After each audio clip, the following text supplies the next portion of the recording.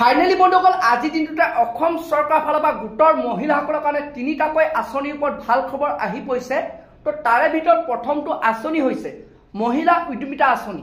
তো বন্ধুসকল যিসকল মহিলাই বৰ্তমানলৈকে আপোনালোকে মহিলা উদ্যমিতা আঁচনি 10,000 টকাটো লাভ কৰা নাই, তো বৰ্তমান যোনটো নেকি অসম চৰকাৰ ফালৰ পৰা খবৰ আহিছে আপোনালোকে কোনটো মাহত আপোনালোকে কোনখন ডিস্ট্ৰিক্টত কেতিয়া আপোনালোকে সেই টকাটো লাভ কৰিব।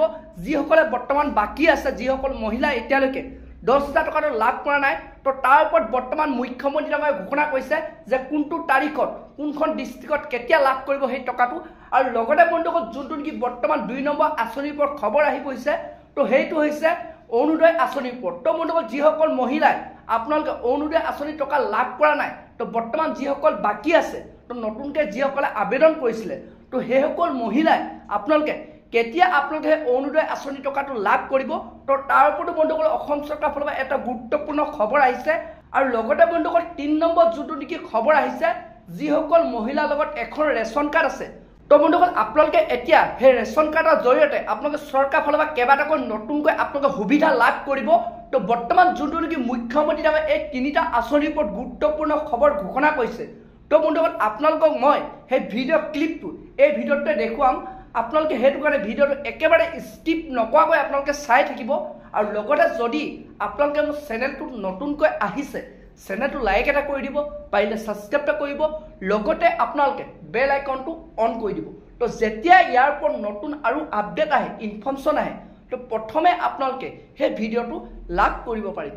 তো বলক বন্ধুসকল আপোনালোকক মই এতিয়া দেখুৱাই আছোঁ যোনটো নেকি বৰ্তমান অসম চৰকাৰৰ ফালৰ ভাল খবৰ আহি পৰিছে, যোনটো নেকি মুখ্যমন্ত্ৰী ডাঙৰীয়াই ঘোষণা কৰিছে।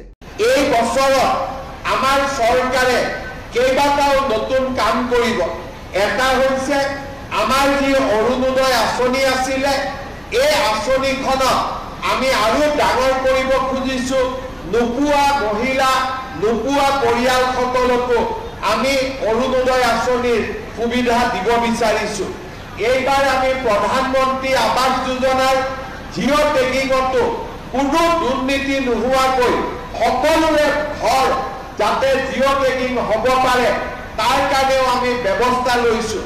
অহা 2 মাহৰ ভিতৰত আমাৰ আত্মসহায়ক গোটৰ বাইদেউসকলকো আমি 10,000 টকা দিবৰ বাবে কাৰ্বি আংলঙলৈ মই নিজে আহি এই টকা আপোনালোকৰ ওচৰত বিতৰণ কৰিম।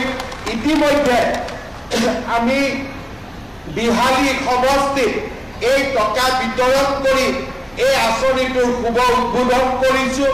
পঞ্চায়ত ইলেকশ্যন অসমত শেষ হৈ যোৱাৰ লগে লগে আমি এই আঁচনিৰ টকা অসমৰ সকলো আত্মসহায়ক গোটৰ সদস্যক আমি দিয়াৰ ব্যৱস্থা কৰিম। ইয়াৰ লগে লগে এইবাৰ আমি আৰু এটা ভাল আঁচনি লৈছোঁ। ইমান দিনে ৰেচনৰ দোকানত আমি মাত্ৰ বিনামূলীয়াকৈ চাউল পাইছিলোঁ। এইবাৰৰ পৰা 1 অক্টোবৰৰ পৰা ৰেচনৰ দোকানত আপোনালোকক আমি দালি দিম বজাৰতকৈ 25 টকা কম দামত, আমি আপোনালোকক চেনি দিম বজাৰতকৈ 25 টকা কম দামত, আৰু আমি আপোনালোকক নিমখ দিম বজাৰতকৈ 10 টকা কম দামত। তাৰমানে এতিয়া ৰেচন কাৰ্ডত আমি চাউলো পাম, আমি ৰেচন কাৰ্ডত দালিও পাম, আমি ৰেচন কাৰ্ডত নিমখো পাম, আমি ৰেচন কাৰ্ডত চেনিও পাম। ইমানবিলাক আঁচনি আমাৰ চৰকাৰে হাতত লৈছে।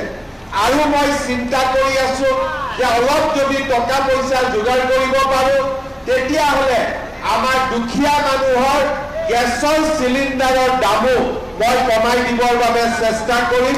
তাৰ কাৰণেও মই ইতিমধ্যে ব্যৱস্থা লাহে লাহে হাতত লৈ আছোঁ।